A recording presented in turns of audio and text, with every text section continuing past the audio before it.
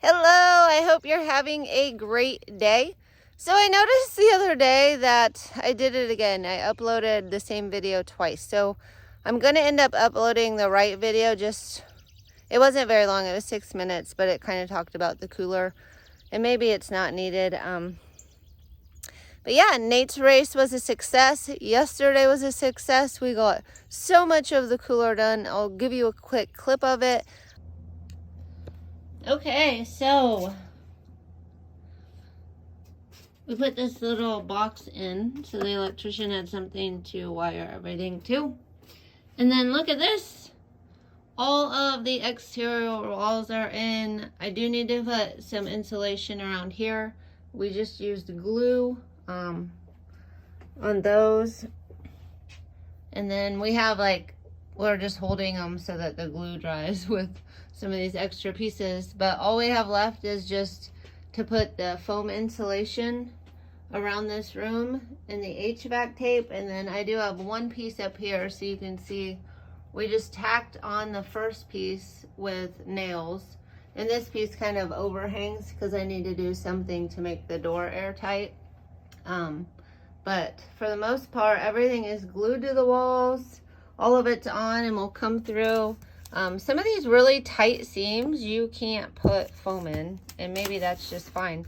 So we might just do HVAC tape over those, and then some of the bigger seams by the ceiling, we'll fill those with foam, kind of like we did over here. And then I'll just cut the foam off if it came out too much and put the HVAC tape on. So it's coming along. It's almost done. So excited. And I did run an extension cord out to here, and then we can have air in here while we're working. So I think it's going to be a really nice little walk-in cooler for my flowers. I do plan on going back and saying these are the materials used, this is what it costs, and show you kind of what we did by each step. And that'll just be in a later video when I have time. And then, oh goodness, I'll have a lot of things to cut today. And my snapdragons over there are going. And the field has a lot of color today. I guess that's what you get when you have 2 days of not cutting. But I'm going to get to it. I'm going to harvest these zinnias behind me. So if I wiggle this one, see how the neck is kind of like wiggling right there? It's not staying straight. But if I wiggled this one, well, it wiggles too. Hold on. And then let's say I wiggle this one. See how it doesn't wiggle? So those are the ones I'm going to cut. And then on this one, the bugs are getting it, but that's okay. Right on this one, I want to have a long stem. So I could cut here or I could cut here, because see how this little shoot is coming off? And here I've got 2 shoots. So these will be 2 flowers and this will be 1. But usually if you're going to cut this one and you want a longer stem, you're going to end up cutting it. It'll grow up taller, and these would grow up taller. But you'll end up cutting it anyway. So I'm just going to cut it down here and let that one be a longer branch. Because as you see from this plant, we have all these different branches. So this will be a flower. This is already a bud. So, you don't have to be worried that you're cutting off a couple up here.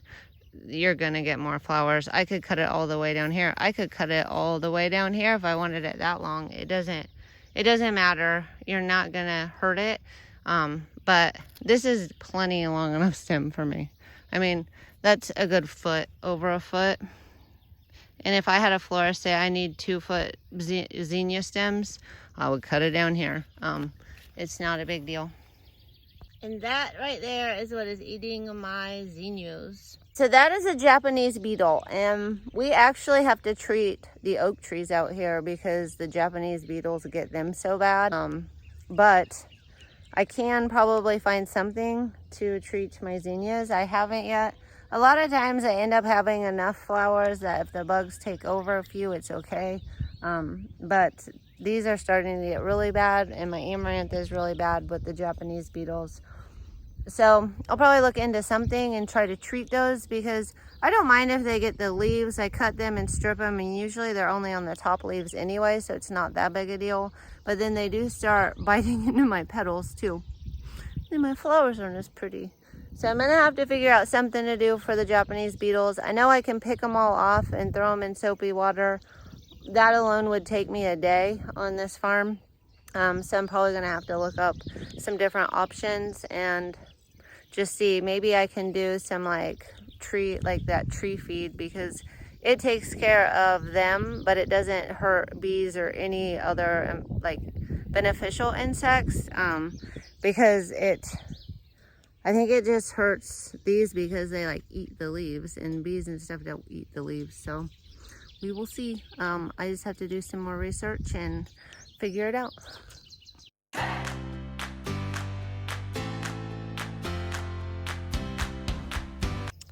The zinnia harvest is getting better and bigger.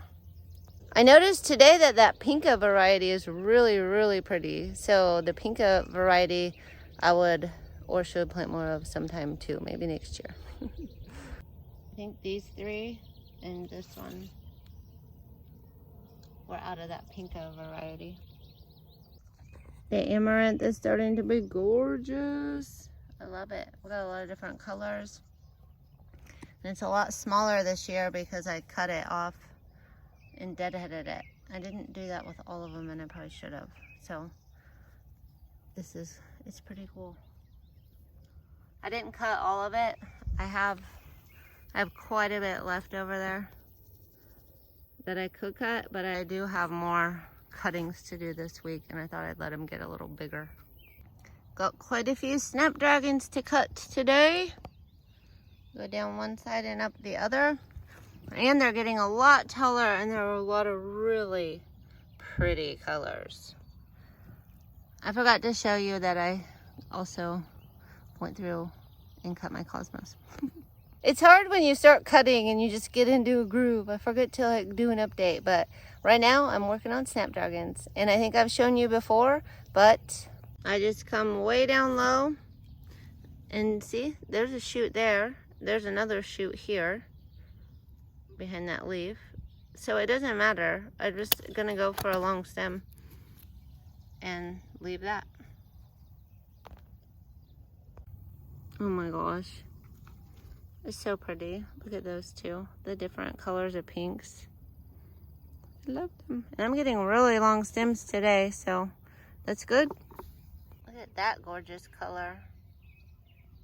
So these Potomac or Potomac or however you say it, snapdragons, these are some of the tallest ones I've been picking. And then I might have another variety up here. But these have been really good. Look at that gorgeous bucket, and that's a big bucket. Yay!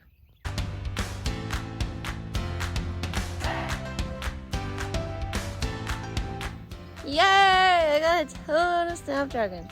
Now I need to get them inside and get them straightened up so they don't bend everywhere.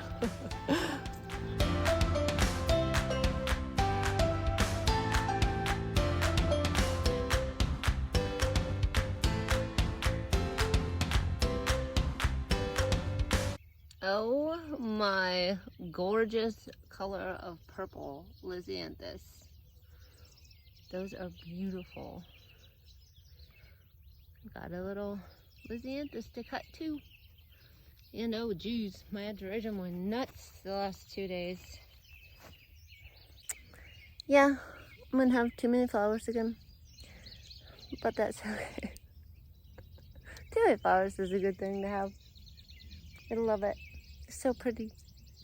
Look at this gorgeous Lisianthus. It's all ruffled and beautiful. I'm getting a full bucket of Lisianthus today.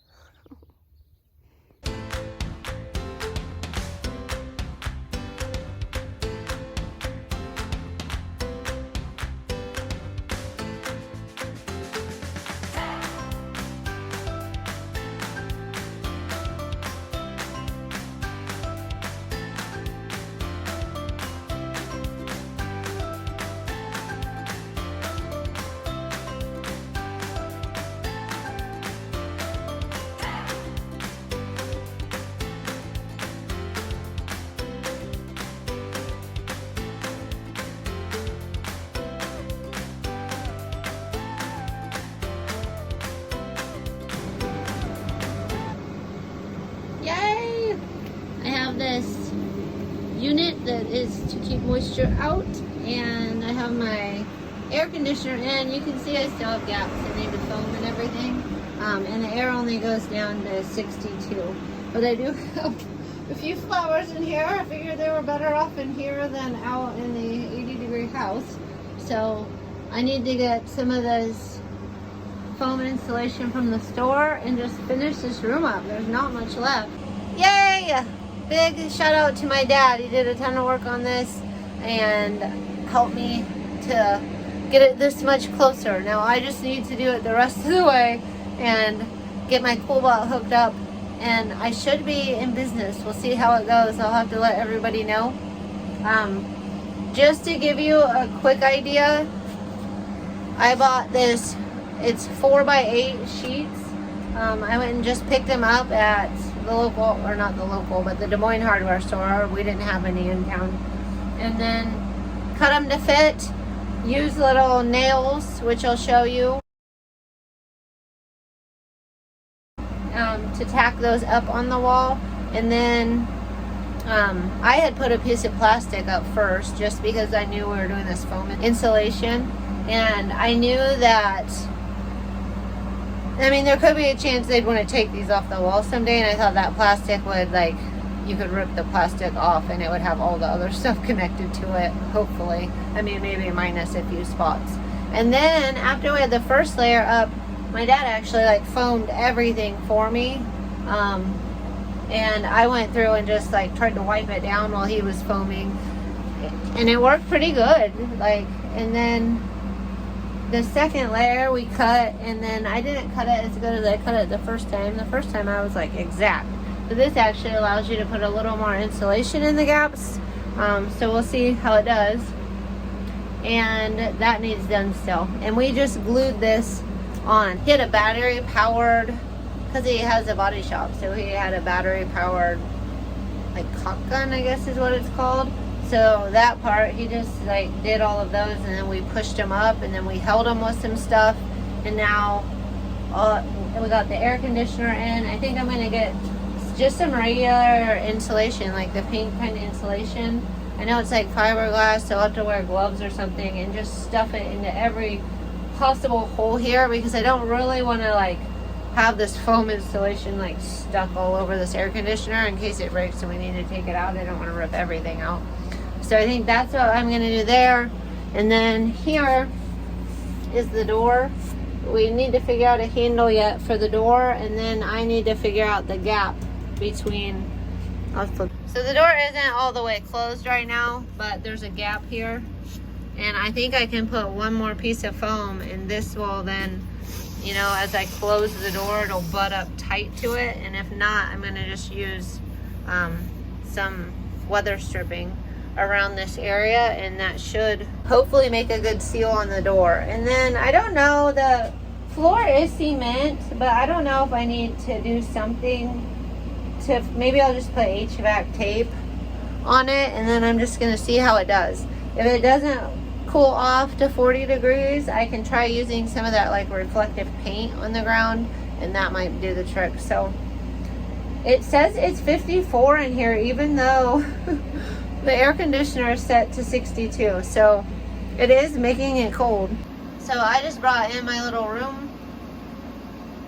temperature gauge, and maybe up higher it's just a little bit warmer because hot air rises. I don't know. But yeah, right now it's already at 54. Yeah, it's rising now that I'm up here. So down here where my flowers are is actually colder. Or maybe my temperature is just rising, I don't know. But it's already cooled it down quite a bit. So these flowers are going to do a lot better out here than they would at room temperature. And I think I'll get some stands to put flowers on in here as well. And it's really dark in there when I don't turn on my little LED light. So that's good for flowers too. Okay, I got all of this sealed, and then I cut off all the bubbles I had to make the HVAC tape at least not bubble out too much. I'm hoping this isn't like too much excess. But the crazy thing is the air conditioner has been set at 62, and right now it's 65, and I've had like the door open for quite a while. So I think I'm ready for the HVAC tape. I did cut the pieces for the door. Unfortunately, I got the wrong caulking gun. So I got one, and then I told my dad that I could use this because there wasn't that much left of the glue, the liquid nails. That's how we put everything on, but it's too big. It's like for an oversized thing. So I'm gonna have to get a caulking gun that fits a little one, and then I can nail up those last 4 sheets. And then I think I can do the HVAC tape and add my coolbot. It's almost done. And when I close the door and I go back in that room, sometimes it's less than 62. So it is definitely cooling that room off like it's supposed to.